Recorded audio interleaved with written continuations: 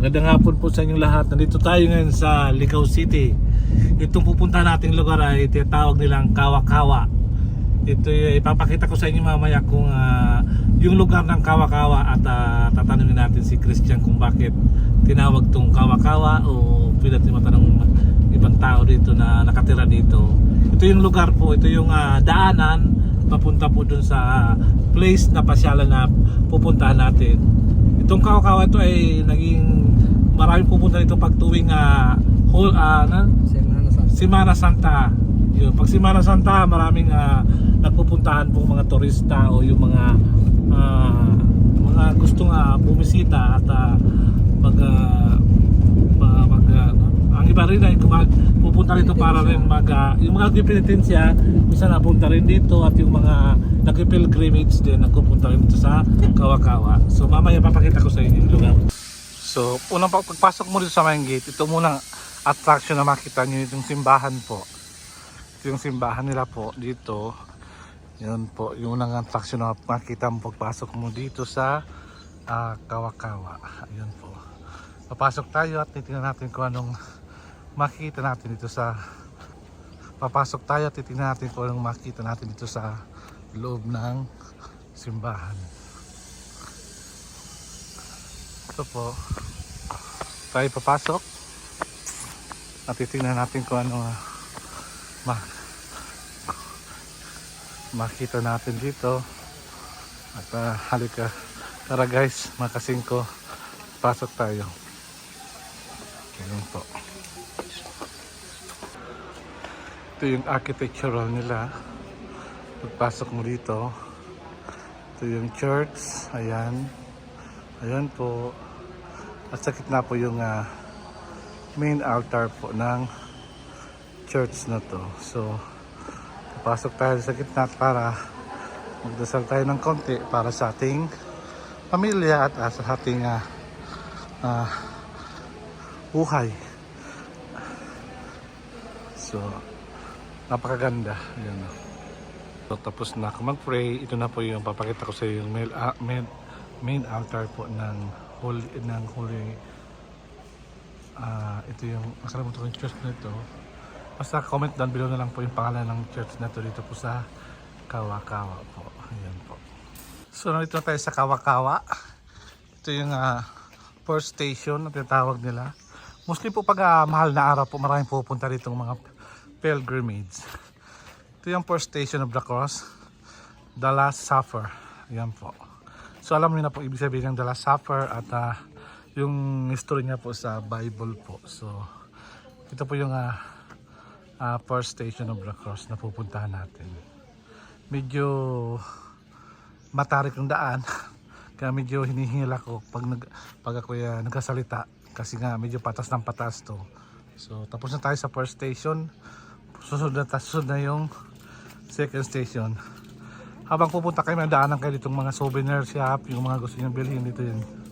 Dito yan, oh. Ay, may mga red magnet din sila. May mga wild honey sila dito na pure honey na may sugar. Wala po. Wala. Kasi mayroong pure honey na may sukal palang pula. Naka-DTI siya sir. Kaya puro yan sir. Ah, Tested na yan dito sa amin. Magkano ang ganyan? 250 lang siya sir. Sige. Yan sir, matetest mo siya kapag nilagay mo sa ref. Hindi siya nabuo-buo. Pag may sugar, nabuo-buo po siya. Ito daw yung Tapos flammable po yan. pure honey daw po na sinasabi ni ate. Puro yan. Ito yung galing kay Shasha's Pure Honey. Ito lang yan sa Ligao. Ito yung kanyang mga panindang mga souvenirs, mga decoration at yung mga ganito.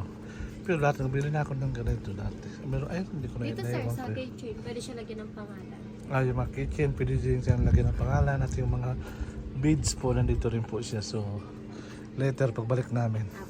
Sige po. Andun po, meron din po si kuya dito. Ayan, ito yung mga daanan niya pagpunta kayo sa taas. At meron din siyang itong banana chips. Ayan. So, tara. Kanya natin ang bundok ng Kawa-Kawa. Ayan. Pagpasok mo ito lang ito una yung magbubungad sa iyo, napakahabang daan. So kailangan pagpunta kayo dito dapat nakainom kayo at malakas yung pangatawan nyo kasi baka station 4 pa lang kayo ay hindi nyo na kaya. So kaya kami dito Dito pa lang ako'y pinapagod na, ito'y hinihingal na. Station. Ito yung Diagoni in the Garden of Gethsemane. Ayan po si Jesus. Siya po yung nagpipray. Ayan po yung second station. Medyo malaki pa. Yung station.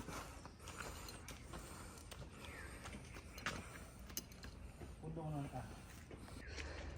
Ano siya? Kinuriw de. Ude? Richo.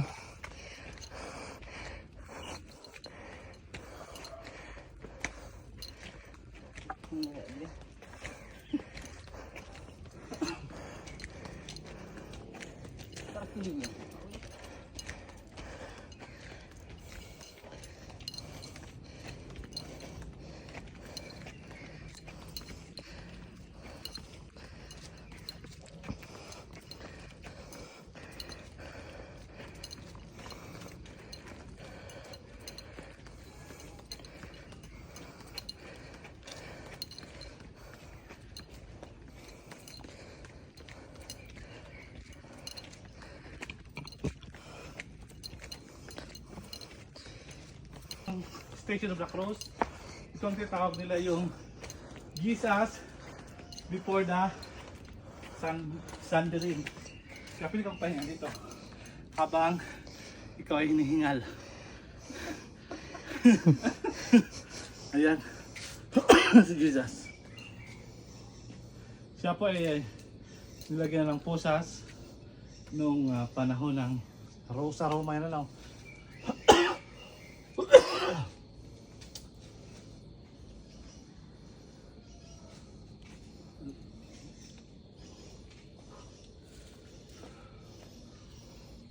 Fourth station, the scourging and crowning with thorns. Ayan po yung paglalagay po ng puro ng tinik kay Jesus. Ito po pinag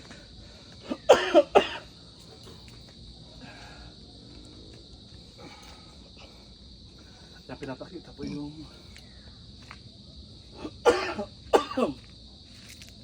yan. Ito yung panglimang station. Ito, Jesus received the cross. Ito yung pagtanggap ni Jesus ng cross. Yan po.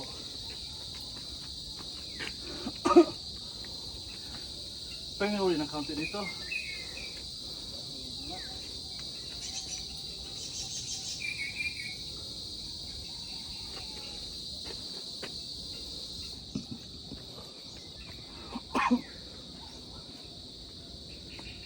Ito yung lugar ng Kawa-Kawa. Ayan, oh. Dati punong-punuan dyan ng sunflower. Tapos meron pang ATV dyan dati. Ngayon wala na po. Tinanggal na po. At sa kabila din dyan may mga training dapat dyan. May mga pinag-trainingan ng mga pulis dati. Ngayon wala na. Kaya kumain to libre lang. Pakasarap. Ito, oh. Kita mo tam. Ito yung mga bunga ng mulberry, oh. Yan. Dami.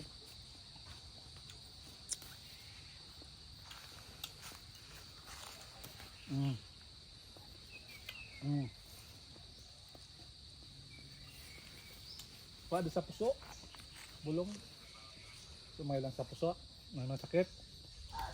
Mga talang kong blood sugar. Ano? Mga talang kong blood sugar. Pwede aja. Tama pala hindi mo kuya.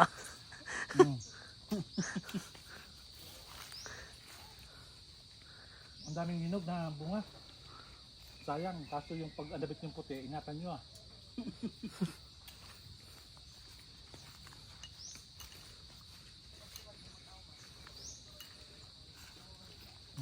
Tamta. So tayo sa stage number 6. Ito po yung Jesus falls under the weight of the cross. Si Jesus po ay natumba dahil sa sobrang bigat po ng cross. Kaya ito po yung station number 6. Nung natumba siya ay binago pa siya ng ang tawag dito, yung mga Pat-pat.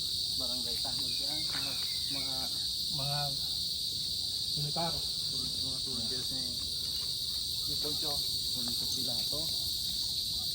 Pati nakita sa Presbytery na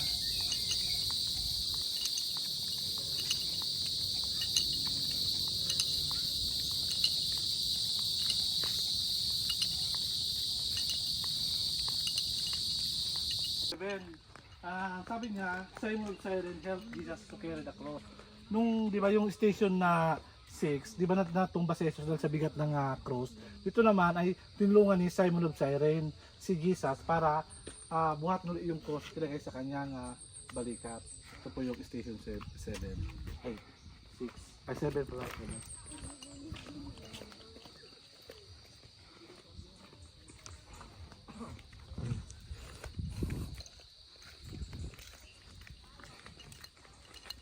Station number 8.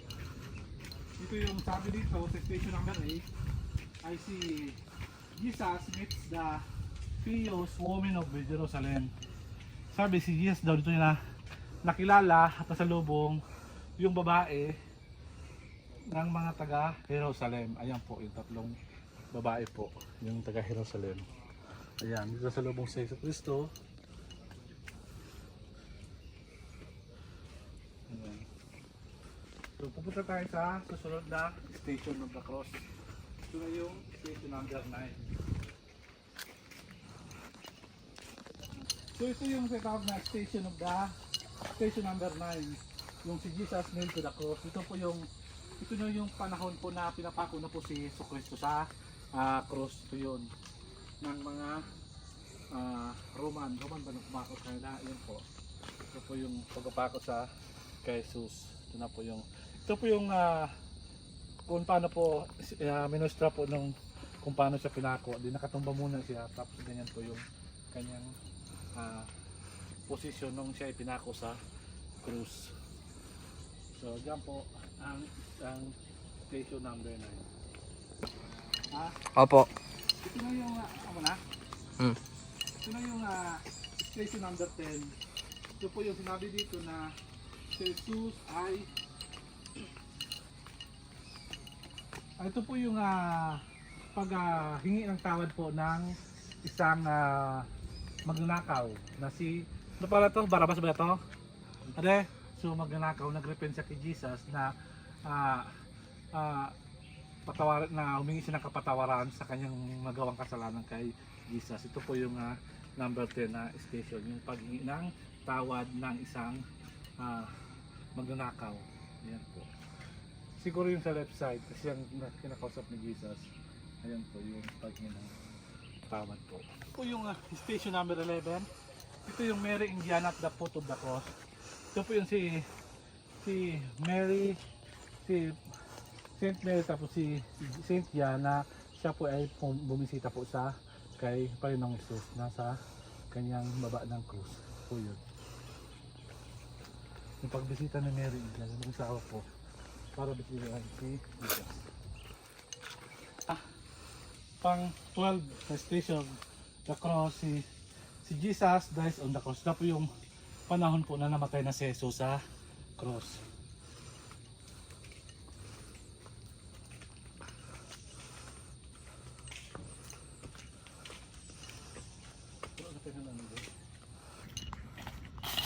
Ito na yung pang 13. Jesus is laid in the tomb. Ito na yung paglalagay sa kay Jesus sa kanyang libingan. Ayan na po. Ito yung paglagay. Gagawin sila ng kumot para ilagay si Jesus sa tomb sa kanya, doon sa bato sa libingan niya. Ayan.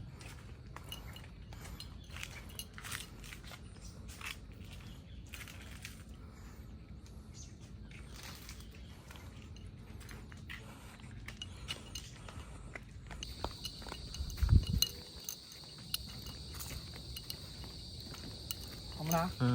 Ito yung last station, yung the 14th station, yung Jesus rises from the dead. Ito yung pagsakat ni Jesus, yung ano pagsakat sa Tagalog? Pag-akyat.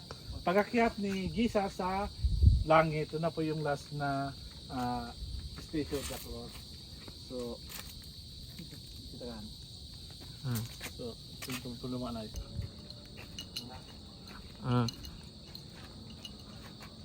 So, maraming salamat po. Ayun tayo, pulutan. Tapos ang ating vlog sa ngayong araw na to. Sana nagustuhan niyo po yung content natin at pinakita natin yung iba't iba't ibang klase ng Station of the Cross. Yung mga Roman Catholic, alam ko nakaka-relate kayo kung ano yung pinakita ko at sana nagustuhan niyo yung picture natin ngayon sa vlog na ito. At dito po tayo sa pinaka mataas na lugar dito sa Kawa-Kawa. Kung makita niyo sa likod, yan po yung mga views na yung Ligao City. Yan po yung Ligao City po. So guys, maraming salamat at God bless you at sana gustuhan niyo itong vlog at see you tomorrow. Bye bye.